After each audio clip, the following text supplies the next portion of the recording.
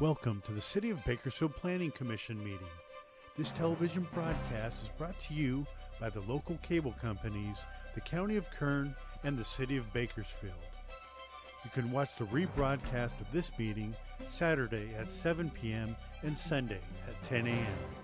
The agenda for this meeting can be downloaded at www.bakersfieldcity.us.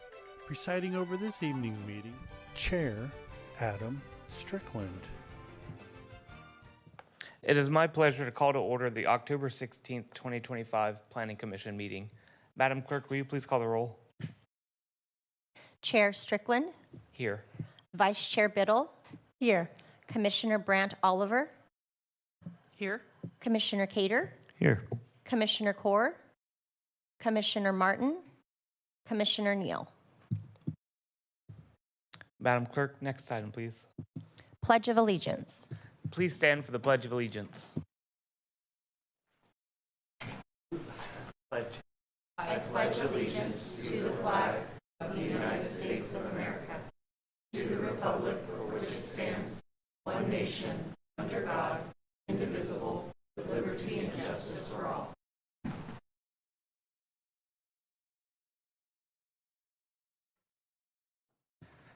Madam Clerk, next item, please. Item 3, public statements. Public statements are now received at different times depending on the item. I will call on Madam Clerk to call for public statements at the appropriate time, so please listen carefully for the correct time to speak. Non-agenda item 3A, public statements. Does anyone in the audience wish to address the commission regarding items not listed on tonight's agenda? If so, please come forward and state your name.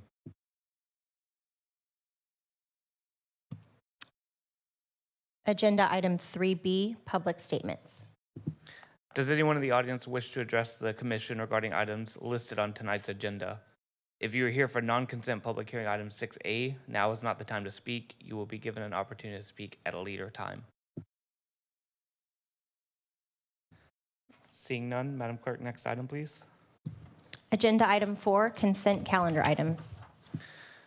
All matters listed under consent items do not require a public hearing and will be enacted by one motion. There will be no separate discussion of said items unless staff or commissioner requests specific items to be discussed and or removed for separate action. And I would like to note, I think the city has a statement on item 4A. Good evening, Chair Strickland and Planning Commissioners. Staff was made aware of that a copy of the draft Planning Commission minutes for October 2nd, 2025 meeting were not included in tonight's agenda packet. Therefore, a memo has been prepared and a copy of the PC minutes has been attached to the memo for your review and action. Staff has copies if anyone from the audience also requests a copy. Thank you. I would just like to add that the item was agendized in the packet. We just forgot to attach the document itself. Thank you. Thank you. May I get a motion approving consent items 4A?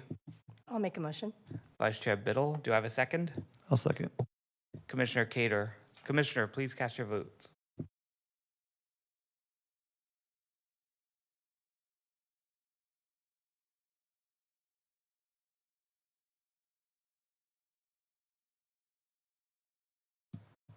Motion passes with Commissioners Core, Martin, and Neal absent.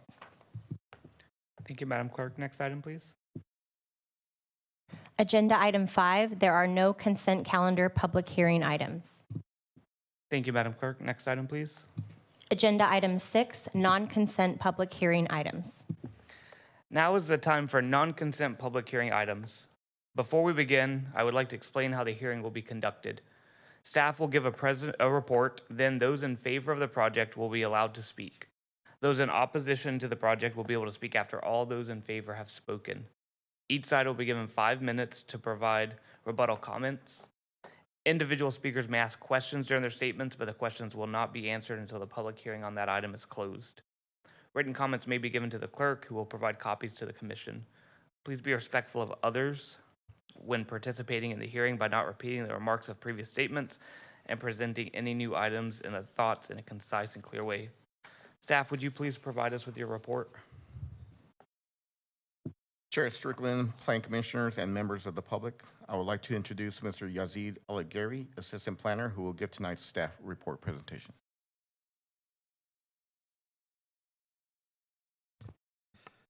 Good evening, Commissioners. My name is Yazid Alagheri, and I am an Assistant Planner with the City's Baker Development Services Department Planning Division. Agenda item 6A is zone change 25-0001. The applicant is McIntosh and Associates on behalf of the property owner, Camino Media Properties, LLC. The project site is located at 9700 Camino Media on approximately 11.22 acres. The applicant is requesting a change in zone classification from R2 PUD, small lot single unit dwelling, planned unit development, to R4, high density multi-unit dwelling. The land use designation will remain HMR, high medium residential. The applicant's request is intended to facilitate future development of a multifamily residential complex where the proposed zone change would allow for up to 191 multifamily units. However, staff notes that no site development plans have been submitted for a formal review. A conceptual site plan has been provided. A mitigated negative declaration was circulated with no comments opposing the project. Staff recommend approval of the project, and that concludes my presentation. Thank you. Thank you, Mr. Yazid. The public hearing on this item is now open. Is there anyone who wishes to speak in favor of the project? If so, please step to the microphone, identify yourself, and proceed.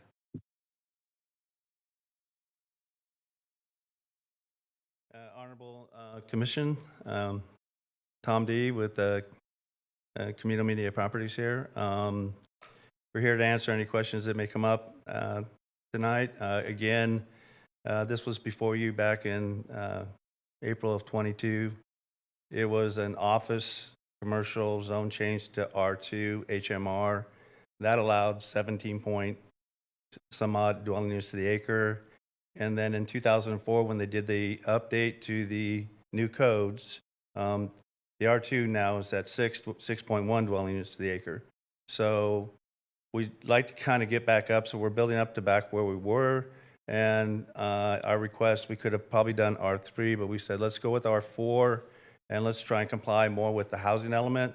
We wanted to come in here and we believe that at 20 dwelling units to the acre, the way we can cut it up, it will fit our product with no problem. We can still build our 191 units. It'll be a very nice higher end unit complex, which is what we usually build. But the key is to get the zoning. And then for everyone's here tonight, they need to understand it's not a project. We're not proposing a project tonight. We want to get the zoning in place. We want to get back to where we were. And then we'll be before you guys with another project and address all of the issues that are in the current mitigated negative decks. So if you have any questions, I'll be here, and I appreciate the time. Thank you, Mr. D. Oh, and I appreciate the staff's help. Thanks. Thank you. Is there anyone else who wishes to speak in favor of the project? If so, please step to the microphone, identify yourself, and proceed. Seeing none, is there anyone who wishes to speak in opposition to the project? Please step to the microphone, identify yourself, and proceed. Seeing none, does any commissioner have any questions for the public on this item? Remember, this is not the time to express any opinions on the matter. It is simply a time to ask questions.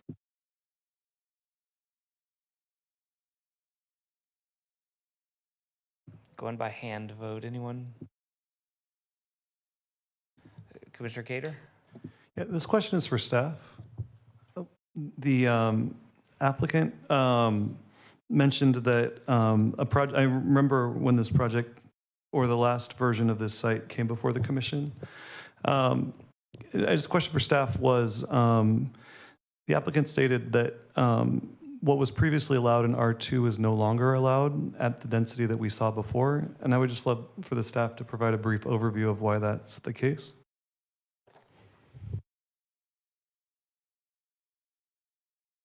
So if you recall, in 2024, there was some pre-zoning. The zoning ordinance was amended. So the R2 prior to the amendment was at a density 1 per 2,500 square feet. So that was at a higher density that the current R2 zone provides. So what we're doing here is basically going back to that level. So the zoning ordinance at that time permitted a higher density than what the current R2 zone permits. So in the housing element, the goal was to increase housing stock. The R2 density actually went down in the final outcome?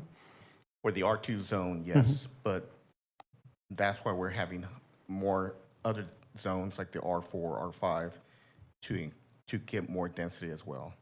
Okay, but we're requiring landowners to elect and go through a zone change to allow that to happen? We will look at that, but that appears to be what happened. But we will look at that when we do more comprehensive rezones in the zoning ordinance. Okay, yeah. Is this questions? That was my question. Okay, thank you. Cool. Any other commissioner have any questions? I had a question for the applicant on, if you don't mind stepping back to the mic for a quick second. This came through in 2022 and was approved, and now we're going back to basically give the same thing we had before by going to an R4. But there's no plans as to what this is going to look like, what you're planning on developing. What's kind of the next step for this project? If this zone change is approved, where does the project go from here? Well, once we get our zoning approved, we have already conceptual drawings for what we'd like to build. It's kind of a balance right now between, interest rates and multifamily costs, so as we do that, when that starts to equal back out, we can go in there. A 2- and 3-story building right now isn't real feasible, but that's what it would be. And part of our process is going to be dealing with the California Department of Fish and Game. We're going to have to work on protocol studies, and we've got a lot of work to do, so we'd like to make sure that we have the density, and then we're going to move forward. So we've moved forward under the site plan review element numerous times. We've got several, probably 1,000 units out there that are what I consider a higher end development. So we're looking forward to doing that again and working with staff directly. We just think it just makes the process that much easier and quicker and allows us to get in line for financing and all the other things we need, along with dealing with our biologist and all the other things that have to happen out there. But yeah, that's where we're at. Awesome. Thank you. I appreciate that. That was it. Thanks.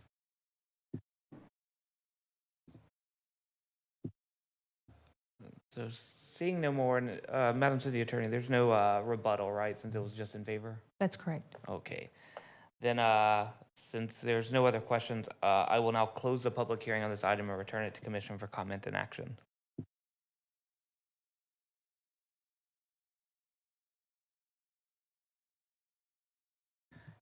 Commissioner Cater. Cool.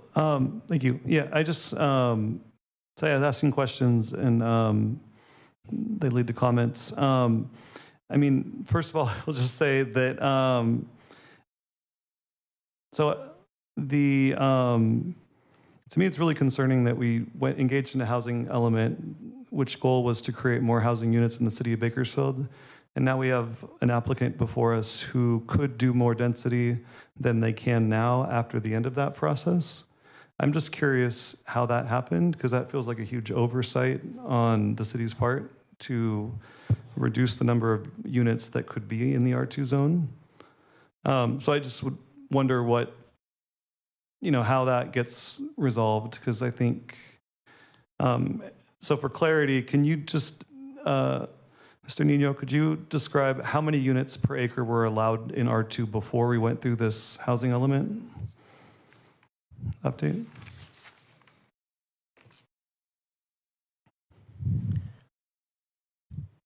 So previously in the R2 density, the zoning ordinance said that there was a minimum units per lot area, not less than, it required a 6,000 square foot lot. The density, the minimum per lot area was 1 per 2,500. So if we were to multiply that, in this case, 11.2 acres at the acreage divided, that would give us 195 units. That was at the old density. And we did, staff did see that there was a difference in residential densities from the previous zoning to the current zoning.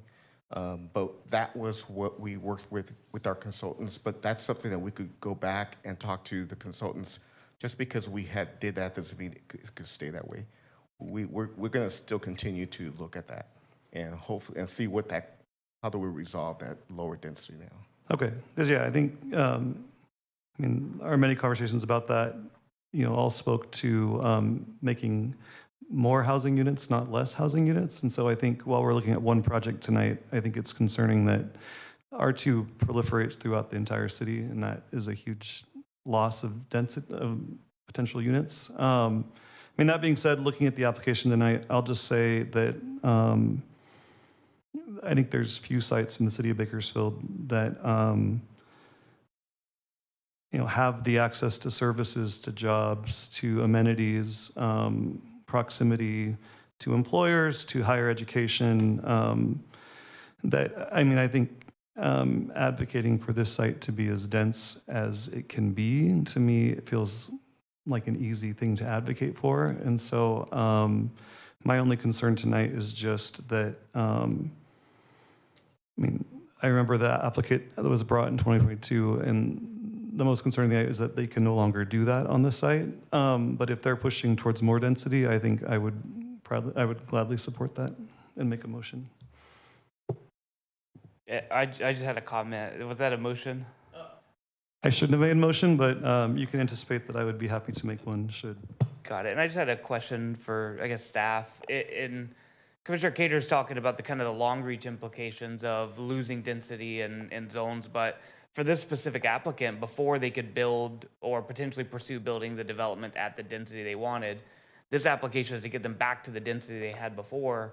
But aren't we just implicitly putting costs onto a developer to get back to where they were 3 years ago?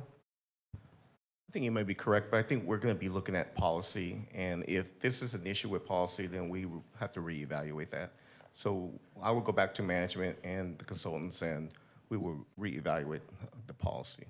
Okay, just strictly speaking on this applicant, it just seems a little unfair to have them go through this process and the fees associated with going through a zone change to be where they were 2 years ago because of an oversight. So I would hope that's something we could look into, that, if this continues to expand, are we going to make all developers pay to go back to what they had in 2024 when it comes to higher density? But I think the statement's well made. That was it. So we have a motion, and if we have a second. I'll make a second. Vice Chair Biddle. Commissioners, we have, Commissioner Cater, can I just give this a full motion again? That way I have it for the record. I'd like to make a motion to adopt staff's recommendation to approve the zone change request. Ms. King, does that suffice? Yes, it does. Okay, thank you. Yes, just for. And I'll second that. Thank you, Vice Chair Biddle. Commissioners, cast your vote, please.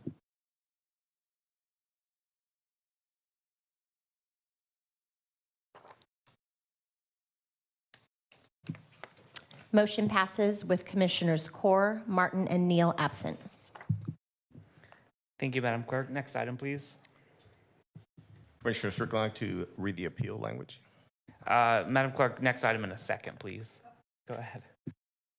You may appeal a planning commission decision to the city council by submitting your request in writing with the city clerk within 10 days of the date of the commission's decision. Your appeal must state the reason for the appeal and your relation to the project. There may be a filing fee required.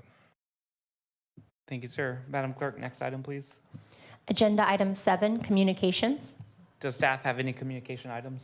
Chair Strickland, have one communication. There will be no planning commission meeting on November 6th, and there will be the regular scheduled planning commission on November 20th. So no commission meeting on November 6th. That's all I have. Thank you, sir. Madam Clerk, next item, please. Agenda item 8, commissioner comments. Does any commissioner have any comments? I just want to make a comment to the public. Appreciate you sticking with us a little bit this morning or this evening for getting quorum. I know we started a little late, and I really appreciate that. With that said, Madam Clerk, next item, please. Agenda item 9, adjournment. The October 16, 2025 Planning Commission meeting is adjourned at 5:58 p.m.